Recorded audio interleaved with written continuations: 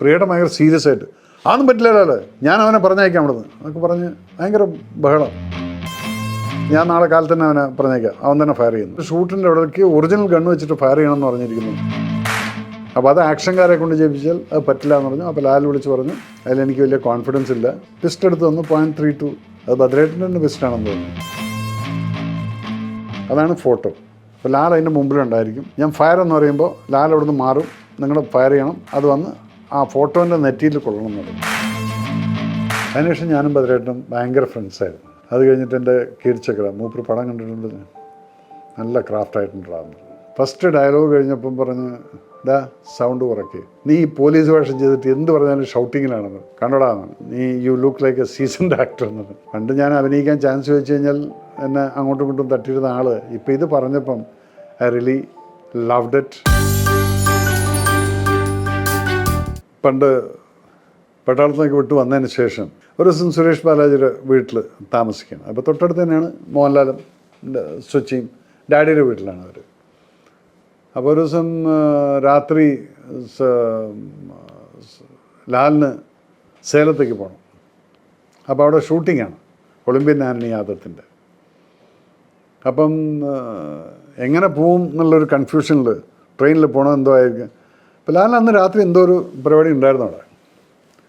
അപ്പോൾ സുരേഷ് എൻ്റെ അടുത്ത് ചോദിച്ചു, മേജറെ ഒന്ന് കാലത്തുനിന്ന് സുരേഷിനെ ലാലിനെ സേലത്ത് കൊണ്ടുവിടാൻ പറ്റുമോ, എൻ്റെ വണ്ടി എടുത്തുകൊണ്ട് പോയിട്ട് വന്നു. ഞാൻ പറയാം അതിനെന്താ പ്രശ്നമൊന്നുമില്ല, ലാലിന് എത്ര മണിക്ക് എത്തണമെന്ന് ചോദിച്ചു. പറഞ്ഞാൽ എനിക്കവിടെ ഒരു 8 മണിക്ക് എത്തിയാൽ മതി. അപ്പം ഞാൻ പറഞ്ഞു ഓക്കെ, അങ്ങനെയാണെങ്കിൽ ലാലു ഒരു 4 മണിക്ക് നമ്മൾ വിട്ടാൽ 4 മണിക്കൂർ കൊണ്ട് നമുക്ക് എത്താമെന്ന് പറഞ്ഞ പോലെ ഞങ്ങൾ വെച്ച് പിടിച്ച് 4 മണിക്കൂർ കൊണ്ടൊക്കെ സേലത്തെത്തി. ഒരു 8-8:30 ആയപ്പോഴത്തേക്കും എത്തി അവിടെ. സേലത്ത് ഏർക്കാട് അവിടെയായിരുന്നു മരട മുകളിൽ. കാരണം ചെന്ന വഴിക്ക് ഷൂട്ടിങ്ങിന് കയറാൻ റെഡിയായി. ഷൂട്ടിങ്ങിൻ്റെ ലൊക്കേഷനിലെത്തിയപ്പോൾ ഞാനും ഉണ്ട്. അപ്പോൾ അവിടെ ഭദ്രേട്ടൻ അവിടെ നിൽപ്പുണ്ട്, ഡയറക്ടർ. ഞാൻ അങ്ങനെ വലിയ പരിചയമില്ല അദ്ദേഹത്തെ, അന്ന് ഞാൻ സിനിമ ചെയ്തിട്ടതൊന്നും ഇല്ലല്ലോ. കാരണം ഭദ്രേട്ടൻ ഒന്ന് നോക്കി, മൂപ്പറ്റ അസ്വസ്ഥമായിട്ടുള്ള ആ ഒരു ചിരിയും വെച്ചുകൊണ്ട് നോക്കി, ഞാനും നോക്കി, ഹായ് സാർ. അത് കഴിഞ്ഞ് അവിടുന്ന് അഭിനയം അന്ന് ഉച്ചയ്ക്ക് ഒരു 3-3:30-4 മണിയായപ്പോൾ ഞാൻ അവിടുന്ന് തിരിച്ചപ്പം എൻ്റെ അടുത്ത് ലാൽ പറഞ്ഞു, ഞാൻ പറഞ്ഞിട്ടുണ്ട് കേട്ടോ ഒരു റോള് തരാൻ വേണ്ടിയിട്ടെന്ന് പറഞ്ഞു. ഞാൻ പറഞ്ഞു കൊള്ളാം, എന്തേ പറഞ്ഞു, ഒന്നും പറഞ്ഞില്ല എന്ന് പറഞ്ഞു. അത് വിട്ടു, ആ റോളൊന്നും നടന്നില്ല. അതാണ് ഗണേശൻ ചെയ്ത റോള്. അതായിരുന്നു ലാൽ പറഞ്ഞ് ഓക്കെ ഇയാൾക്ക് കൊടുക്കാമെന്ന് പറഞ്ഞു. അങ്ങനെ പടം ഷൂട്ടിംഗ് നടക്കുന്നു. ഒരു 2 മാസം കഴിഞ്ഞപ്പം മദ്രാസിലെ ഷൂട്ടിങ്, ഞാനും പ്രിയട്ടനും കൂടെ ബോംബെയിൽ ആസ് യൂഷ്വൽ എന്തോ ഒരു ആഡ് ഷൂട്ടിങ്ങിന് പോയിരുന്നതാണ്. ആ ആഡ് ഷൂട്ടിങ്ങിന് അവിടെ നിന്ന് പ്രിയയുടെ ഭയങ്കര സീരിയസ് ആയിട്ട് അതൊന്നും പറ്റില്ലല്ലോ, ഞാൻ അവനെ പറഞ്ഞയക്കാം അവിടുന്ന് എന്നൊക്കെ പറഞ്ഞ് ഭയങ്കര ബഹളം. എന്ത് പറ്റി? ഇല്ല, ഞാൻ നാളെ കാലത്ത് തന്നെ അവനെ പറഞ്ഞേക്കാം, അവൻ തന്നെ ഫയർ ചെയ്യുന്നു. അപ്പോൾ പ്രിയയുടെ നീ നാളെ കാലത്ത് മദ്രാസ് പോ. എന്താണെന്ന് വെച്ചാൽ അവിടെ അവൻ്റെ എന്തോ ഒരു ഫോട്ടോയിൽ ഷൂട്ടിൻ്റെ അവിടേക്ക് ഒറിജിനൽ ഗണ്ണ് വെച്ചിട്ട് ഫയർ ചെയ്യണമെന്ന് പറഞ്ഞിരിക്കുന്നു ഡയറക്ടർ എന്നാണ്. അപ്പോൾ അത് ആക്ഷൻകാരെ കൊണ്ട് ചെയ്യിപ്പിച്ചാൽ അത് പറ്റില്ല എന്ന് പറഞ്ഞു. അപ്പോൾ ലാൽ വിളിച്ച് പറഞ്ഞു അതിലെനിക്ക് വലിയ കോൺഫിഡൻസ് ഇല്ല, അതുകൊണ്ട് മേജറിനൊന്ന് വിടാൻ പറ്റും. ഞാൻ പിന്നെന്താ കാലത്തെ ഫസ്റ്റ് ഫ്ലൈറ്റും പിടിച്ച് ഞാൻ ചെന്നൈയിലെത്തുന്നു. അങ്ങനെ ഉച്ചയ്ക്കാണ് നമ്മുടെ ഷൂട്ടിങ്. അവിടെ ഇപ്പോഴത്തെ പഴയ ഇന്ത്യൻ എക്സ്പ്രസ് ബിൽഡിംഗ് ഉണ്ട്, അവിടെയായിരുന്നു. അങ്ങനെ ഞാനവിടെ പോയപ്പം പിസ്റ്റ് എടുത്ത് തന്നു 0.32. അത് ഭദ്രേട്ടൻ്റെ പിസ്റ്റാണെന്ന് തോന്നുന്നു, ബുള്ളറ്റും ഉണ്ട്, എല്ലാം ഉണ്ട്. ഞാൻ പറഞ്ഞു എന്താണ് ഇപ്പോൾ സംഭവം എന്താണെന്ന് വെച്ചു. അപ്പോൾ ലാൽ പറഞ്ഞു അണ്ണാ ഞാനിവിടുന്ന് ഇങ്ങനെ ആ ഫോട്ടോ ഇല്ല അതിലേക്കാണ് ഫയർ ചെയ്യേണ്ടത്, അപ്പോൾ ഞാനിവിടുന്ന് ഇങ്ങനെ മാറുന്നു. അപ്പോഴത്തേക്കും ഭദ്രേട്ടൻ വന്നിട്ട് അതേ അതാണ് ഫോട്ടോ. അപ്പോൾ ലാൽ അതിൻ്റെ മുമ്പിലുണ്ടായിരിക്കും. ഞാൻ ഫയർ എന്ന് പറയുമ്പോൾ ലാൽ അവിടുന്ന് മാറും, നിങ്ങൾ ഫയർ ചെയ്യണം, അത് വന്ന് ആ ഫോട്ടോൻ്റെ നെറ്റിയിൽ കൊള്ളണം എന്ന് പറഞ്ഞു. ഞാൻ പറഞ്ഞു ഓക്കെ. അപ്പം ഞാൻ അവിടുന്ന് വേഗം ഈ ഫയർ ചെയ്യുന്നതിൻ്റെ പിറകിൽ പോയി നോക്കി, അവിടെ ഒരു സേഫ്റ്റി ഇല്ല. അത് ചിലപ്പോൾ അതങ്ങ് ത്രൂ അങ്ങ് പോവും, റോഡിൽ കൂടെ പോകുന്ന വല്ലതും മുകളിൽ ഫുൾ ബുള്ളറ്റ് കൊള്ളും. അപ്പോൾ അതിൻ്റെ സേഫ്റ്റിക്കായിട്ട് ഞാൻ പിന്നെ ആ ഡയറക്ടറോട് പറഞ്ഞ് കുറേ സാൻഡ് ബാഗ്സ് എല്ലാം ബാക്കിൽ ബിൽഡപ്പ് ചെയ്ത് 3-4 ലെയർ വെച്ച് കൊടുത്ത് ഞാൻ സേഫ്റ്റി എല്ലാം നോക്കി. അപ്പൊക്കെ ഭദ്രേട്ടന് ഇറിറ്റേഷൻ, അതൊന്ന് വേഗം ചെയ്തുകൂടെ നമുക്ക് നടക്കില്ല. അത് കളിക്കുന്ന ഒറിജിനൽ ബുള്ളറ്റ് വെച്ചിട്ടാണ്. അങ്ങനെ ഭദ്രേട്ടനൊരു ഇറിറ്റേഷനൊക്കെ ആയി. അപ്പം പിന്നെ എന്നിട്ട് ഞാൻ പറഞ്ഞു, ഷോട്ടിൻ്റെ മുമ്പിൽ ഞാൻ പറഞ്ഞു, ഭദ്രേട്ടാ ഇതിൽ ഫയർ ചെയ്ത് കഴിഞ്ഞാൽ എത്ര ഹൈ സ്പീഡ് വെച്ച് കഴിഞ്ഞാലും ശരി ക്യാമറയിൽ നിങ്ങൾക്കത് കിട്ടില്ല കേട്ടോ, നെറ്റിയിൽ ബുള്ളറ്റ് കൊള്ളുന്നതെന്ന് പറഞ്ഞു. അതെന്താ ഞാൻ പറഞ്ഞു, അത് വല്ല പൊട്ടുന്ന ഗ്ലാസ്സോ വല്ലതൊക്കെ ആണെങ്കിൽ ഇറ്റ്സ് ഓക്കെ. ഇതിപ്പം വെറൊരു ഹാർഡ് ബോർഡിൻ്റെ നല്ല പ്ലൈവുഡിൻ്റെതാണ്. അപ്പോൾ ബുള്ളറ്റ് സ്ട്രെയിറ്റ് അങ്ങ് പോവും, അത് ഇമ്പാക്റ്റ് ഒന്നും കാണില്ല നമുക്ക് വിഷ്വലി എന്ന് പറയും. അതല്ല അതൊക്കെ കാണാമെന്നത്. ശരി, ഞാനവിടെ അങ്ങനെ ലാൽ പോയി നിൽക്കുന്നു. ആ ഷോട്ട് എങ്ങനെയാണെന്ന് വെച്ചാൽ ലാൽ ഇങ്ങനെ നിൽക്കുകയാണ്. അപ്പം ആക്ഷൻ എന്ന് പറയുമ്പോൾ ലാലങ്ങ് മാറണം. ഈ മാറുന്ന സമയത്ത് ഞാനിങ്ങനെ നിൽക്കുന്നുണ്ട് പിസ്റ്റളുമായിട്ട്. അത് ഷോട്ടിലില്ല.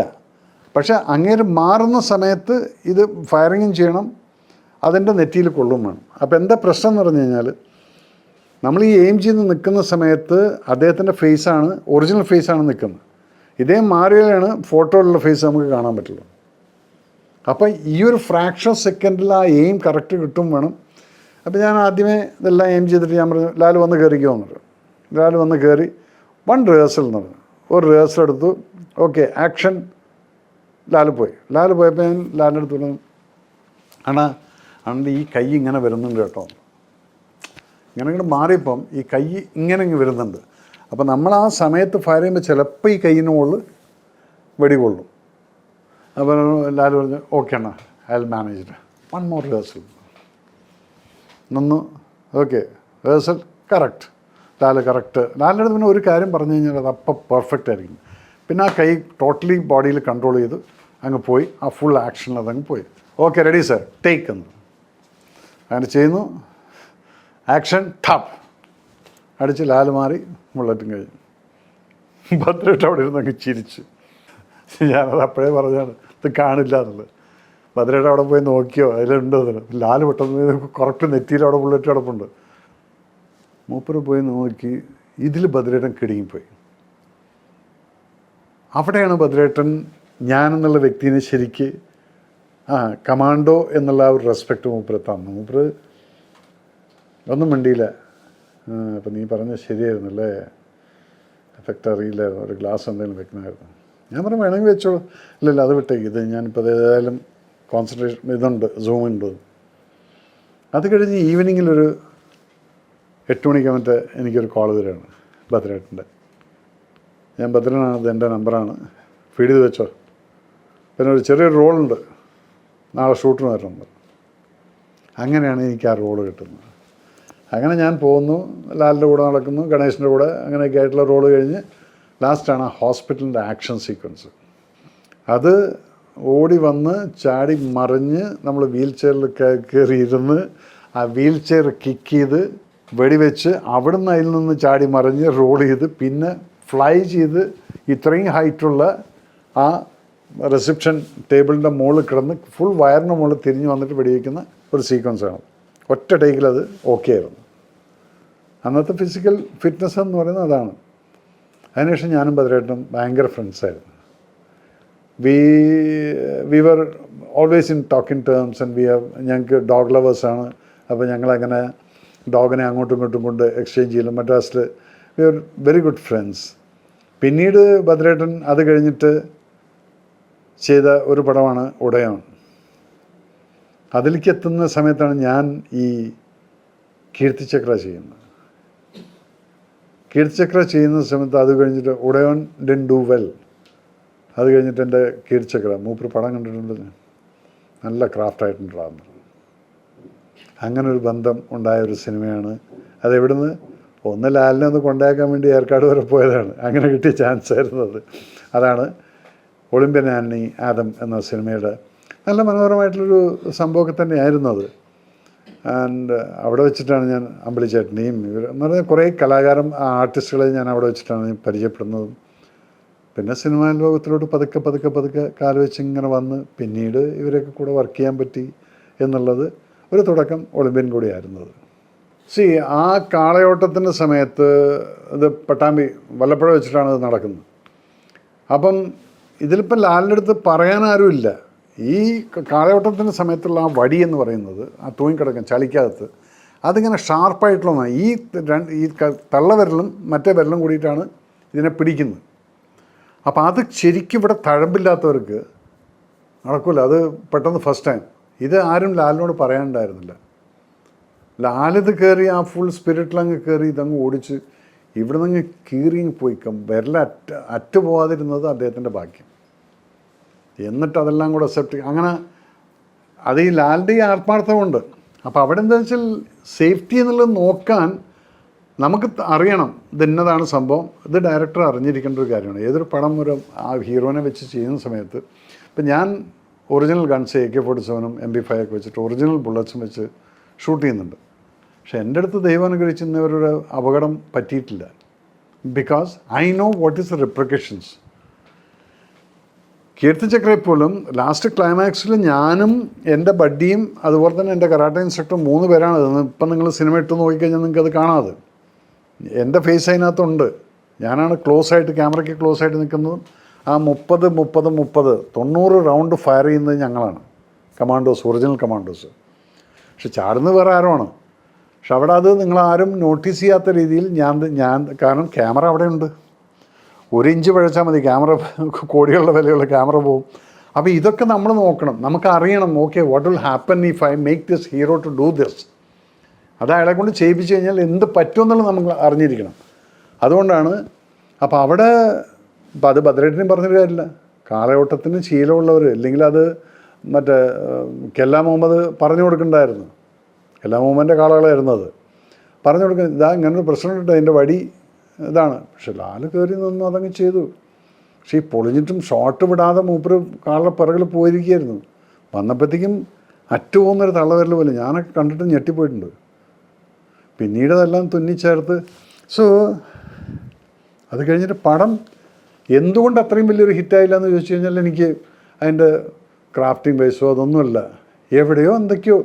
പിന്നെ ക്ലൈമാക്സിലത്തെ ആക്ഷൻസ് ആണോ അതോ അതിൻ്റെ ലോജിക്കിന് തെറ്റുപറ്റിയതോ ഒരു പിടിയില്ല. എന്താ പിന്നെ ചില പടത്തിന് അങ്ങനൊരു യോഗമുണ്ട്, നമ്മളെല്ലാം നന്നായിട്ട് ചെയ്യണം എന്നും പറഞ്ഞ് ചെയ്തു കഴിഞ്ഞാലും ചില സമയത്ത് it doesn't work out.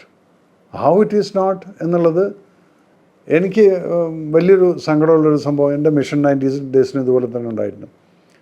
Beautifully crafted. ഇന്ന് പല സ്കൂളുകളിലും വിഷ്വൽ കമ്മ്യൂണിക്കേഷൻ്റെ ഒരു സ്റ്റഡി കാസറ്റായിട്ടാണ് അത് യൂസ് ചെയ്യുന്നത്. മിഷൻ 90 ഡേയ്സ് അങ്ങനെയുള്ളൊരു ഫിലിം മേക്കിംഗ് ആണ് അത് ചെയ്തത്. പക്ഷേ ഇറ്റ് ഡിഡ്ന്റ് വർക്ക്. അത് മമ്മൂക്കയും പറയുമല്ലോ, എൻ്റെ one of the best films. പക്ഷേ അത് എന്തുകൊണ്ട് വർക്കൗട്ട് ആയില്ല എന്ന് ചോദിച്ചു കഴിഞ്ഞാൽ ഗോഡ് നോസ്. അതാണ് ഇപ്പോൾ എനിക്ക് ഒളിമ്പിനെ കുറിച്ചും പറയാനുള്ളൂ. God knows why it didn't work out എന്നുള്ളത്. അതർവൈസ് കോമഡി വൈസ് നോക്കിക്കഴിഞ്ഞാലും കലാപരമായിട്ടും എല്ലാം നല്ല രസമുള്ളൊരു ക്രാഫ്റ്റായിരുന്നു. But then it didn't work. That's all the plight of a film. പല വിധത്തിലുള്ള കോൺട്രവേഴ്സികളുടെ ഒരു പേരാണ് ഈ അയോധ്യ എന്ന് പറയുന്നത്. അതിൽ കോടതി വേർഡിക്റ്റ് വന്നാലും ശരി, പിന്നെയും അതിനകത്ത് എന്തെങ്കിലുമൊക്കെ പറഞ്ഞിട്ട് ആ അയോധ്യ ഇങ്ങനെ വരും പോവും, പോയിട്ടും ഇരിക്കും. ഇപ്പോൾ റീസെൻ്റ്ലി ഒരു ജനുവരി മാസത്തിലാണെന്ന് തോന്നുന്നു, ഡിസംബറിൽ എന്നെ പെട്ടെന്നൊരു ദിവസം പ്രിയേട്ടൻ വിളിക്കുകയാണ്. എടാ നീ മറ്റന്നാൾ ഇങ്ങോട്ട് കയറി വാന്ന് പറഞ്ഞു. ഞാൻ പറയാം ഏട്ടൻ എവിടെയാണെന്ന് വെച്ചു. ഞാൻ അയോധ്യയിൽ ഒരു ഡ്രാമ ചെയ്യുന്നുണ്ട്, അത് based on the Ayodhya history. അപ്പോൾ ഞാൻ പറഞ്ഞ് ക്യാരക്ടർ എന്തായിട്ടാണെന്ന്. ഒരു മലയാളി ക്യാരക്ടറുണ്ട് അതിനകത്ത്, അദ്ദേഹത്തിൻ്റെ പേര് KK നായർ എന്നാണ്. അദ്ദേഹമായിരുന്നു അന്ന് അവിടെ കലക്ടറായിട്ടിരുന്നിരുന്നത് അയോധ്യയിൽ. ഞാൻ പറഞ്ഞു ഡെഫിനറ്റ് വന്നോളാം.